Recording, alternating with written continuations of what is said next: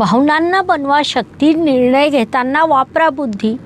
2026 हे नववर्ष कर्क राशीसाठी भावनांचा, नात्यांचा, आत्मविश्वासाचा नवीन प्रवास राहणार आहे.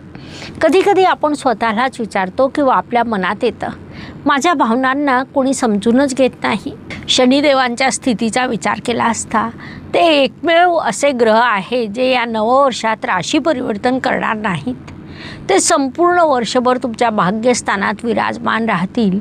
ज्योतिष नियमानुसार भाग्यस्थानातील शनिदेव हे काही बाबतीत खूप सकारात्मक ठरतात. विशेष बाब म्हणजे तेथून त्यांची दृष्टी तुमच्या लाभस्थानावर, तुमच्या परिश्रम स्थानावर, तसंच तुमचं रोग, कर्ज, शत्रूंच्या स्थानावर असते.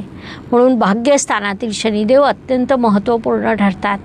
विशेषतः कर्क राशीसाठी ते व्यवसायाचे कारक असल्यामुळे लाभ प्रदान करतात. व्यवसायासाठी तुमचे अनेक प्रवास होतात, नोकरीसाठी प्रवास होतात, शिक्षणासाठी देखील प्रवास होतात. ते तुम्हाला स्पर्धकांवर, शत्रूंवर विजय मिळवून देतात.